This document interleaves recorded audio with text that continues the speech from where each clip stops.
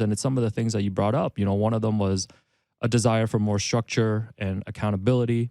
Another one was a playing style that, yielded intended results, but was overly taxing given the minutes for the starters and created problems in other areas, and also a lack of bench development. Out of those things, like, what sticks out to you when you're looking at, what you're asking for from the head coach, like where Nick fell short in those areas, right?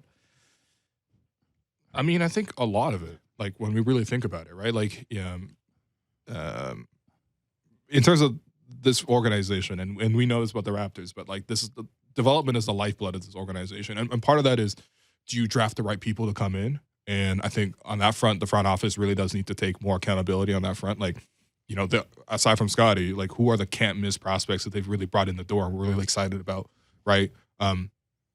Obviously drafting lower has sort of influenced that, but ultimately, like, we've seen them have lots of success drafting from low positions, right? So did they do the right job of bringing the talent in? And I think the rest of it is sort of like, were there enough opportunities carved out for these young guys to take the next step? Because if the Raptors don't develop, they will die as a franchise. We know that free agency is not a factor for the Raptors. Like, we're talking about free agency as like we're signing Otto Porter. You know what I mean? So you clearly need to develop and grow those players. And I think that's first and foremost the ethos of not just every Masai team, but specifically here in Toronto, just based on the realities of the situation in terms of how we can add talent. I think in terms of like adding accountability and things like that to the structure, I mean, like it's kind of sad. I mean, Masai kind of talked about it a little bit as well, but when you hear about, hey, how was, what are the players like behind the scenes, and like, how do they get along as a group? Quiet bus rides.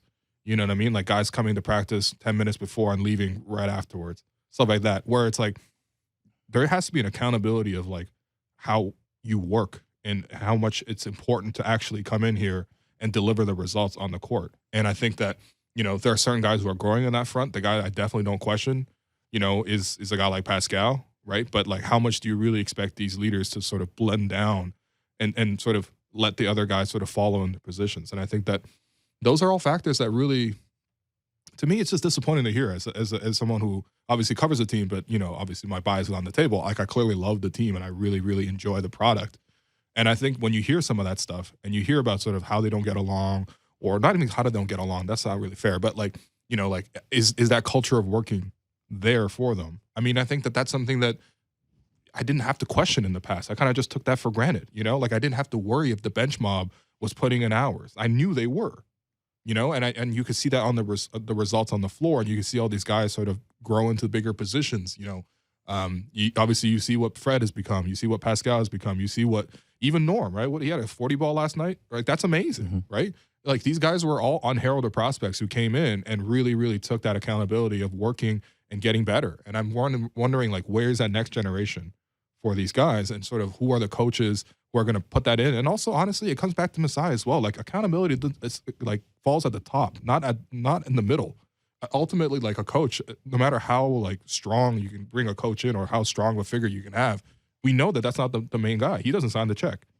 This is an interesting business where players make way more than anybody else, but they're accountable to a coach who ultimately decides their minutes. But really they're accountable to the GM and the front office. And I think that that's where when Masai's looking at ways to improve accountability, that's more on him. How much are you around? How much can you really put the foot down and say, well, you got to work hard and all that kind of stuff if you're not physically there? So I think this is a big like reckoning for everybody. Like, yes, you fired the coach. This is not going to solve all the problems. This is probably one way to improve a problem. I really do think that an upgrade could have been used there. I think a different voice, a different approach could really change things. But I think everyone needs to be really closely evaluated. Yeah, no, I'm completely with you. And I think on the point of development too, I think that's like the biggest topic for me in terms of accountability beyond the head coach, right? Like you look at the front office and then the players that have been brought in the last 2 to 3 years. And, Nick was in a way, he was hamstrung, based on the roster that he was given. And like development so much is about the front office, being able to evaluate, identify talent, like giving your head coach the right pieces. Like I know we talk so much about just like the backup point guard position. There's this whole discussion about even Jeff Downs Jr. coming to the end of the season. Like if you're a solidly built roster, like those are not conversations that you need to be having. during the season. And it's like, I think about Masai too at the trade deadline, talking about, needing guys to like Malachi Flynn and even Delano Banton, like needing to play more, like setting aside how we see them as players and whether like, you expect them to develop. I just feel like there was some disconnect too, I think, in how the front office saw the roster and how the head coach saw the roster. I think it's interesting now that you remove Nick Nurse, it's like, how does the front office see this roster now in terms of, because Masai talked about today that like everything is on the table and that he does, anticipate making changes. I think that accountability falls squarely on the front office here, because he's got to give whoever the new head coach is enough pieces here to win. Because a new head coach isn't just going to come in, I don't think, and take this roster as it is and be able to take it to some other level that Nick Nurse couldn't have.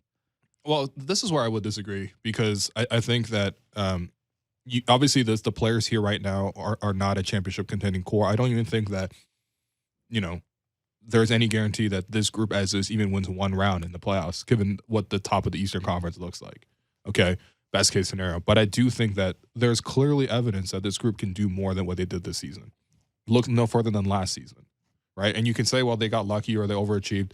I'm sorry, but isn't that part of the job of the coach to bring that out of them, right? And I think that's where accountability needs to come in, right?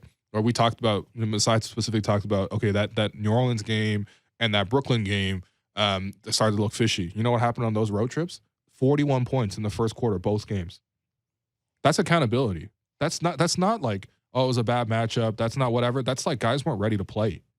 And that was in like November, maybe early December. Yeah, November, December. And I think that's a really good point too, because then you look towards the end of the season. Yeah. And you look at the 77% first half from Philadelphia. Sure. Yeah. The way that they came out about Boston, if you track it throughout the rest of the season, like the whole season, like there was no tangible improvement on that front. That's the disappointing part. Right. And again, like at some points, you as the coach needs to step in and really get to these guys. And that's what I'm wondering. Like, it's not like Nick wasn't yelling at these guys. Nick yelled at these guys plenty, right? But was it still getting through to them? Right. And I think that honestly, from what I understand, around December, the message is already starting to be tuned out by a large majority. And that's where, again, like it's not too surprising in retrospect in terms of the results. I think we all hoped that they would gel and they'd grow and they would, make that push. And we kept being on the show every day being like, the Raptors are only a 3-game win streak away. Like, we weren't trying to sell that idea. We were just sort of like, I don't see why this couldn't happen. But like, ultimately, yeah, I'm not surprised that a new voice needed to change.